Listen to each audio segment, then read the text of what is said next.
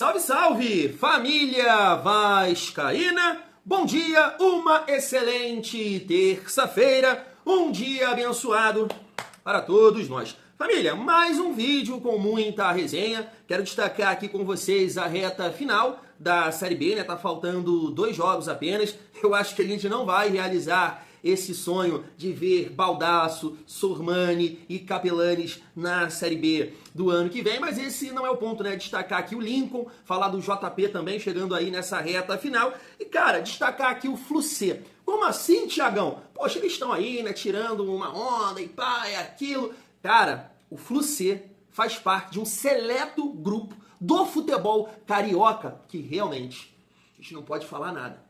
Ó, é calar a boca. Eu realmente me surpreendeu isso aí, família. Eu tô aqui pra realmente assumir, tá? Parabéns. Parabéns. Vocês vão acompanhar aqui no canal Vasco em Família. Além disso, quero puxar já uma resenha do jogo contra o Grêmio, pegando aqui uma declaração do lateral esquerdo Marlon. Quero trocar uma ideia com o PH, vou mandar um recado aqui pro PH. Beleza, meu patrão? É isso, hein? Falar sobre Cuesta, Robert e Renan e Andrés Gomes, que é muito papel, né, para comprar esses 3, e eu quero saber de vocês. Mudou alguma coisa? As últimas 3 partidas aí, dá pro Vasco tentar botar esse papel na mesa para comprar essa galera. E quero trazer aqui o Thiago Leifert, tava acompanhando, né, a live dele ontem, ele falou sobre a declaração do Diniz, sobre o desempenho do Vasco contra o Juventude e essas 3 derrotas, trazendo uma declaração aqui também do Richarlison sobre o Vasco, na transmissão, né, sobre o Vasco com esse elenco. É melhor disputar a Sul-Americana do que a Libertadores. Não concordo muito com isso aí, não. E quero trazer aqui o Luiz Henrique, né, falando sobre o Ryan, que é um outro jogador que a gente vai debater nesse vídeo também, porque tem uma galera pegando no pé dele aí por essas últimas 3 partidas, né? Ufa!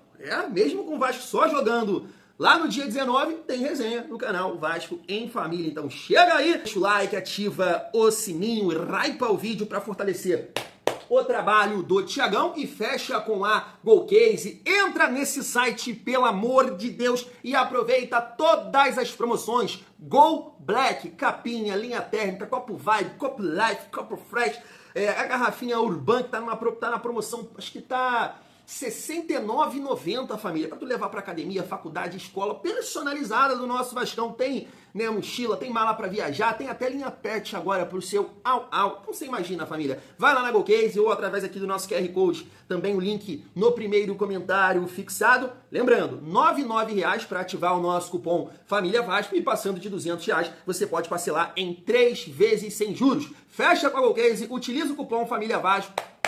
Você vai estar ajudando demais o Thiagão. Vamos seguir a nossa resenha. Eu prometo ser bem rápido, tá, família? Porque são vários assuntos, né? Mas eu tava vendo aqui essa postagem da TNT, né? E olha só, veja os últimos cariocas que foram rebaixados para a Série C. Esse ano, Volta Redonda, e aqui já faço o destaque, né, sobre o Lincoln. Família, cara, há pouco tempo eu vi isso e eu acho que não mudou nada. Não sei se foi lesão, acho que não. Foi opção mesmo, né, do treinador. O Lincoln não jogou, né? Infelizmente isso aconteceu aí com ele. A gente tava, né, com essa ideia de ele jogar, adquirir ali experiência mesmo na Série B. Isso foi importante pro Barros, né? Voltou um outro jogador, ao ponto de hoje ser uma referência do elenco do Vasco. Infelizmente isso não aconteceu com o Lincoln, né? Tá aí, Macaé 2015, Duque de Caxias 2011, Americano, caramba, não sabia não, 2002 e 1998, e aí você adivinha o próximo. Tá na tela pra vocês. Fluminense rebaixado em 1998. Nesse ano o Vasco tava conquistando o que mesmo? É isso. Tem uma galera que quer apagar a história, né? Quer apagar, quer falar do futebol agora, no momento, pontos corridos e tudo mais. Não, carrega isso aí, filho. Carrega isso aqui, que é a maior humilhação de um clube, né, no futebol brasileiro. Considerado grande, né? Considerado grande, rebaixado para a Série C. Parabéns. É um seleto grupo, né? Eu falei com vocês. Fluminense, Americano, Duque de Caxias, Macaé e agora Volta Redonda. Parabéns, tá, Fúcia? E aí, família, mostrar aqui a classificação até para pontuar o JP também, tá? É o que eu falei com vocês, né? Infelizmente o Capelanes, acho que vai subir aqui para a primeira divisão, tá na segunda colocação. Claro, tem a possibilidade ali de vários clubes, né? Tá bem disputado aqui esse acesso. Criciúma tem chance, Goiás tem chance. Cara, o Juninho tá no Criciúma. Não sei se ele saiu, se tá ainda. Novo Horizontino, então tem chance, então vamos ver, vamos acompanhar. Mas o Avaí, né, do nosso JP, tá aqui na 9ª colocação, né? Ele não tem mais chance aqui não, pelo número de vitórias, né? Ele até fez uma postagem ontem, tô destacando aqui pra vocês, e ele jogou, né? E jogou bastante, começou como titular, depois foi pro banco, e agora nessa reta final foi titular absoluto, né? Mais um jogador aí versátil, podemos colocar assim, né? Pode fazer ali o segundo homem de meio campo, ou até o terceiro. Imagino que o Diniz vai querer olhar de perto, né? O JP, mas vamos ver, né, o que vai acontecer, e esse planejamento tem que acontecer, né, o mais rápido possível, até porque o Campeonato Brasileiro no ano que vem começa em janeiro, família vascaína. O que você faria? Assim como o Barros, né, mais um empréstimo, ou, né, tentar aproveitar esse jogador? Seguindo a nossa resenha, eu gostaria de falar diretamente para o PH, tá? O melhor lateral direito do futebol brasileiro. Fico muito feliz, né, ele fez essa postagem aqui ontem, né, indo treinar ali com os jogadores da seleção. É assim, família, pode ser impressão minha, tá? E você, Thiago, não é por aí não. Mas, ô PH, irmão, operário da bola, tá? Operário da bola. Volta às origens, volta a fazer aquilo que te levou até aqui, irmão, até a seleção, até ser uma referência do Vasco. Eu achei você um mala sem alça contra o Juventude, né, toda hora reclamando de arbitragem, xingando não, né, que tu é da igreja, mas ali e tal, pá, e gesticulando, e acabou sendo expulso bizonhamente, né, que tu vai dar uma rasteira daquela, uma banda daquela já com cartão. Então assim, irmão, dá uma segurada. Você pode, mas tu é um operário da bola. Tu não é, sabe? Se em algum momento de uma partida aí vai dar merda, entendeu? Vai por mim. Mas, né, tranquilidade, um pouco de humildade novamente. Esquece isso aí. Se Deus quiser, tu vai disputar a Copa. Mas, né, esse jogo contra o Juventude, muito salto alto, hein? É isso, esse é o meu recado. Não sei se alguém vai concordar. Família, vamos seguir aqui e destacar essa postagem aqui que eu tava vendo, né? Para comprar cada jogador, é muito papel, né? Cuesta 36 milhões, Robert Renan 50 milhões, muito dinheiro, né? E Andrés Gomes 31 milhões. Família, a gente entra aqui num debate que a gente pode voltar lá atrás, né? Início de 24, eu acho que ainda em 23, né? Não, sei lá, o Alexandre Matos anunciando a sua primeira contratação na era Matos no Vasco. O João Vitor, né? 42 milhões, não foi isso? E a gente sempre falando, né? Caraca, mano, o Vasco tá com essa capacidade, é o momento de você colocar todo esse dinheiro num zagueiro. E aí, se você somar aqui os dois, né? 86 milhões. Então assim, família, eu não sei como é que vai ficar essa situação do Vasco. No próximo vídeo eu vou até repercutir com vocês, né? Porque o Flamengo tá fazendo uma graça aí. E posso dizer nesse momento com o Vasco também, porque o Vasco está em recuperação judicial. Eles estão, né, arrumando um furdunço aí. No próximo vídeo a gente vai trocar uma ideia sobre isso. Mas assim, eu sei, você não precisa assim, me ensinar ou gritar na minha cara da importância de ter bons zagueiros, né? Só que, claro, é um caso a se pensar. 86 milhões é difícil, né, cara? Difícil. E a gente também tem que investir em jogadores, eu acho que para o meio campo. Um segundo volante seria muito importante, bom, mas bom mesmo, sabe? Bom, com saúde, com tesão, com boa técnica, para ajudar ali o Barros. Então você consolidar uma dupla de volantes com saúde, mas com esse cara de recurso, de chegar na frente, precisa, tá? Precisa muito de um segundo volante de altíssimo nível, né? Até porque o nosso camisa 10... não tem tanta saúde assim. O amigo tava comentando aqui, eu concordo, assim, tem que achar um camisa 10, um reserva pro Felipe Coutinho, precisa contratar. Então, cara, eu não sei, porque a gente tem o Garré, um cara que eu não acho ruim de bola, vai acreditar, vai apostar, que pode fazer essa função. Tem o Estrela também, que eu não sei se tem saúde, se o joelho, né, tá bom, não sei como é que o Vasco trabalha esse jogador internamente. Agora, família, eu, sinceramente, eu fico bem em cima do muro aqui, porque é uma discussão boa, tá? Cara, que é mais de 100 conto pra contratar, né, em definitivo, esses 3 jogadores aqui. Eu gosto, tá? Dos 3. E não, o que eu posso dizer, essas 3 partidas não mudaram a minha opinião em relação aos 3 jogadores, tá? Cuesta, Robert Renan e Andrés Gomes. Acho que são jogadores de valores pro Vasco ter realmente no elenco. Valores que eu acho que tem recurso, que podem contribuir num primeiro momento. Cuesta já não, né? Já tem 26 anos. Mas os outros 2 o Vasco ainda pode trabalhar uma futura venda, né? Então, sim, quero saber a opinião de vocês. Eu acho que não é um debate fácil não, família.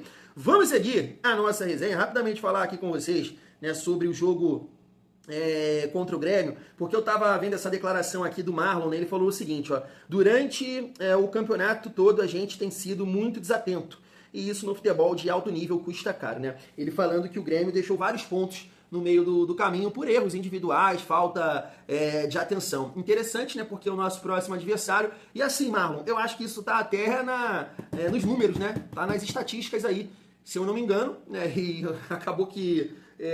assim, pode ter mudado alguma coisa porque o Vasco, né, teve uma sequência positiva, 11, 12 jogos, só perdeu um, mas agora nos últimos jogos, vários erros individuais, vários, né, e aí isso com certeza contribuiu aí pro Vasco estar bem colocado nesse ranking de ser o time com mais erros individuais, né? Então, Marlon, você está falando com um time que deixou muitos pontos no meio do caminho aí nesse campeonato. O Vasco poderia, sim, estar numa situação bem melhor, né, família? Então, assim, jogo difícil, jogo complicado, mas é um time que eu entendo que o Vasco, né, tem que aproveitar essa data FIFA. Eu sei que muita gente, né, comenta isso aqui no canal, vem falando isso. Ah, essas paradas aí não é muito bom pro Vasco não, hein? Pelo amor de Deus, né? Não volta bem. Mas eu acho que veio numa boa hora, né? Porque o Vasco estava tomando porrada atrás de porrada, entrou com um time ideal, na minha opinião, e foi muito mal contra o Juventude, muito mal. Eu sei que tá muito desfalcado para encarar o Grêmio, mas é um adversário acessível, tá? Sei que tem ali seus jogadores de velocidade nas beiradas, que assim, não são nada demais, o Belga lá e a molecada da base, o Arthur que joga muita bola. Quem gosta de ver o bom futebol é só assistir o Arthur. Ah, Thiago, eu sou volante, pô, eu gosto de jogar na minha peladinha, assiste o Arthur, pô. Um filme, é uma série, sei lá o que é. O Arthur joga muita bola. Então eu acho que sim, o Vasco tem chance de ganhar do Grêmio, família vascaína. Deixa agora eu passar para vocês aqui o Thiago Leifert e também o Luiz Henrique falando um pouco sobre o Ryan. Se liga só. E aí a entrevista do Diniz falando que o Vasco está reaprendendo a ser time grande incomoda o torcedor. E é a segunda vez. Quem foi aquele técnico que era do Red Bull, não foi que falou a mesma coisa, Canidinho, lembra? Barbieri também tinha falado mais ou menos a mesma coisa, uma vez sobre o Vasco, tá aprendendo a ser grande, não sei o que lá, isso incomoda o torcedor, beleza. Mas eu fui olhar, cara, sabe o que eu acho que aconteceu? O Diniz, ele prioriza o jogador técnico, né, o pé bom, certo? E ele tava jogando, a gente tava conversando no grupo outro dia de 4-2-4, né? Alguém perguntou lá no nosso grupo de futebol, quem joga 4-2-4? O Diniz. Eu esqueci de olhar. O Diniz estava jogando com 2 volantes, só que depois ele vai sempre com Felipe Coutinho, Nuno, Ryan e alguém. Pode ser o Verratti ou pode ser o Gomes, mas são 4 caras ofensivos. O Nuno não é volante, o Nuno é ponta, né? Atacante, meia. O Coutinho, meia. O Gomes lá, velocista, meia, atacante. Ryan, atacante. Verratti, centroavante. Ele joga com 2 volantes, 4 caras no ataque e 4 na defesa. É um 4-2-4 que ele faz. Funcionou, tava dando certo, tava tendo jogada, não sei o quê. Só que, cara, os outros times também assistem futebol. Eles também sabem quem você é e o que você faz. E eu acho que acharam um antídoto para isso aí. Você soma isso, ou qualquer queda de rendimento dos caras, um dia ruim do Coutinho, um dia um pouco abaixo do Ryan, uma saída de bola errada, que eles gostam de jogar no alto risco, alta recompensa, aí o negócio começa a desandar. Mas é uma loucura jogar desse jeito, assim, toda vez, sabe? Não vai funcionar toda vez. O que eu tô falando agora, eu falei do Santos, quando o Santos tomou do Vasco. Lembra que a gente leu a escalação e falou, cara, não tem ninguém que volte para recompor aqui nesse time. E, cara, não dá para jogar assim. O Guardiola jogava assim no Barcelona. Não dá pra jogar assim. Fica muito pior no segundo tempo, quando o Vasco é em desvantagem. Aí é que... Né, o que a gente já falou aqui na live nos últimos jogos, mas dessa vez o Vasco leva virada até com a sua escalação convencional no primeiro tempo. E leva virada, assim, sempre em mole. Mas, assim, a frase do Diniz tem um quê de cômico, né? Pô, levamos gol que não estávamos acostumados a levar. Mas todo jogo é assim, tem alguma coisa muito grave acontecendo, porque todo jogo... Pô, a entregada, o Cuesta deixar cruzar daquela maneira, né, no gol de empate. E a virada, que é... O Jardim tá de frente pro lance. Meu filho, você tem opções, os 2 zagueiros abertos. Você vai escolher realmente jogar a bola pro Nuno na fogueira com gente... Nas suas costas, Pô. E se você olhar a história, né? O Heritage, como diria José Mourinho, o Vasco, nos últimos 10 anos, ele só terminou acima da 10ª posição uma vez. Tem um monte de Série B, né? Acho que tem Série B, mas ele terminou em 7º em 2018, sei lá. Mas o resto... 2017, foi 2017, um ano que ele perdeu até a vaga direta pro Flamengo no último lance. Football Heritage. This is Football Heritage. Entendeu? Uma vez em 10 anos. Herança futebolística. Uma vez em 10 anos, pô. Então precisa... Por isso que a frase também do Diniz faz sentido. Nesse caso, não é uma ofensa, não, né? Não, e precisa... Vai oscilar, como o São Paulo tá oscilando. A torcida do São Paulo, de novo, xingou até o presidente no final, mas eu acho que a torcida, com essas entrevistas do Crespo, está começando a entender. Graças a Deus. Está começando a falar, putz, cara, acho que os caras têm razão. Não vai dar. Nós vamos oscilar. E a torcida do Vasco talvez tenha que entender também, né? Ganhou 3 seguidos, 4 seguidos, o Coutinho tá bem. Não, o Coutinho não é seleção ainda. Não, 4 seguidas não é. Ele tava na pré-lista, ele joga muito, a gente é fã dele, mas calma, não é. Eu entendo a vontade de se empolgar, a vontade de se livrar do peso. Eu também tenho com o meu time, mas as coisas são mais complicadas, né? Não é tão simples. Ou exceção. O problema é que é isso, quando chega nessa reta final, o torcedor fica olhando pra tabela, encara a tabela e começa a ver a lista de jogos, ó, esse tem que ganhar, esse dá pra ganhar, esse dá... E aí, quando você quer que alguma coisa faça sentido, você vai buscar um número na sua cabeça. E o torcedor do Vasco se frustrou. Depois das 4 vitórias seguidas, ele já vislumbrava, pelo menos, chegar na Copa do Brasil com uma vaga na pré-Libertadores.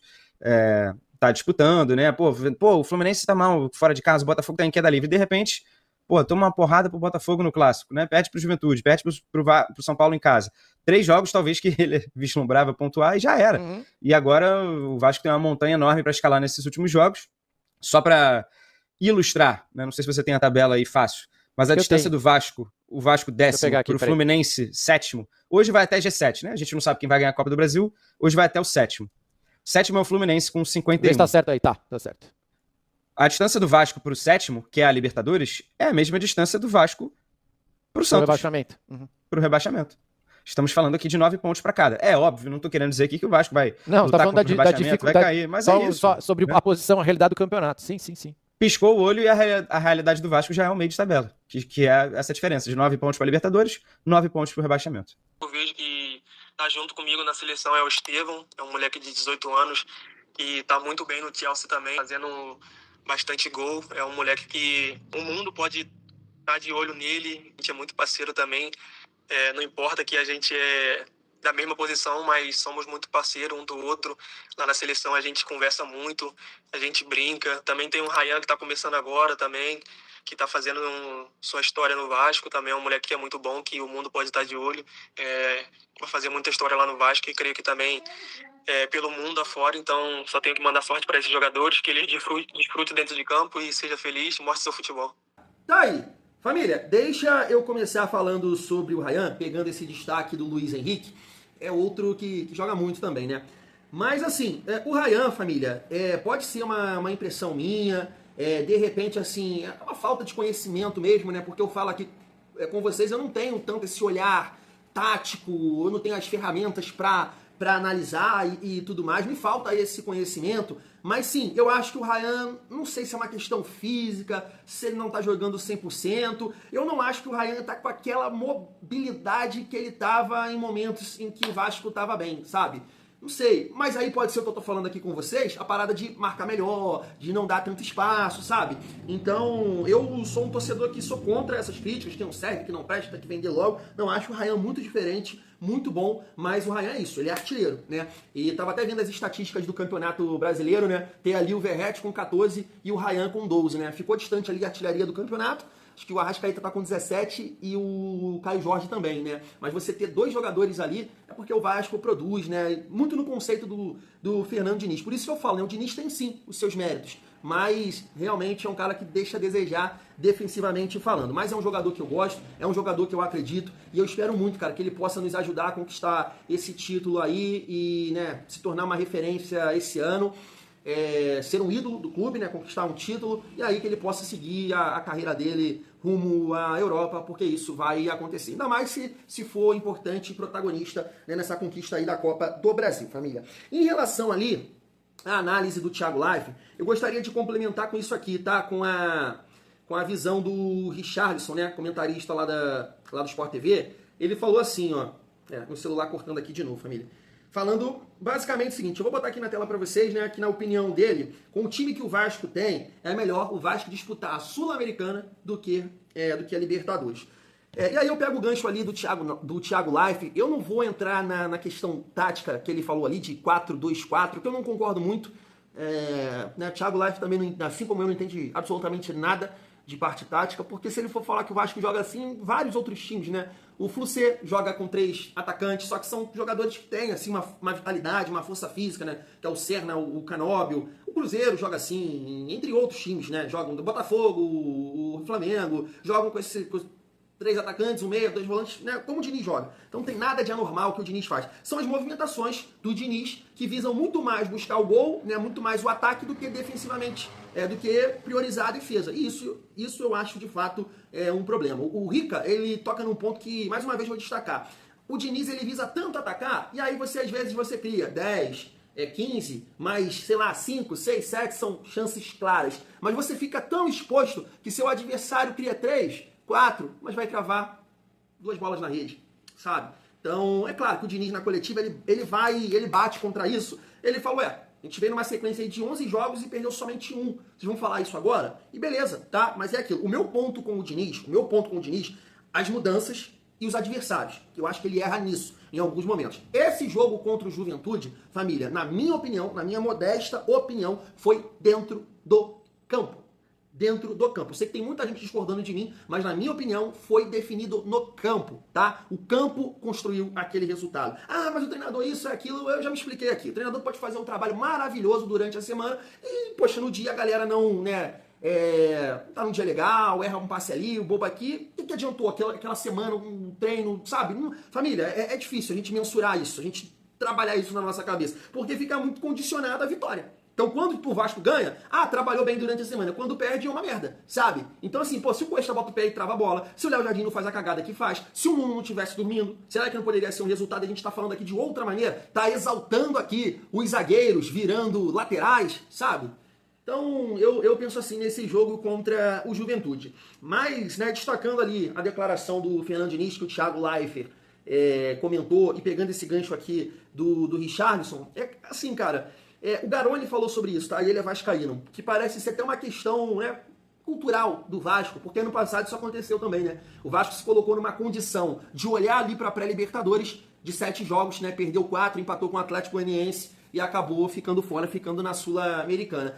Essa questão aqui do Richarlison, eu acho que, cara, você classificando para Libertadores, o Vasco tem uma base boa, de bons jogadores, e aí claro que você tem que qualificar, mesmo qualificando, claro que você vai ficar atrás de Flamengo, de Palmeiras, que estão anos-luz em relação à estrutura, trabalho de gestão, investimento, mas dá para qualificar e de alguma forma competir, mas realmente essa questão de postura, e aí realmente eu acho que a gente tem que buscar isso como um todo, sabe?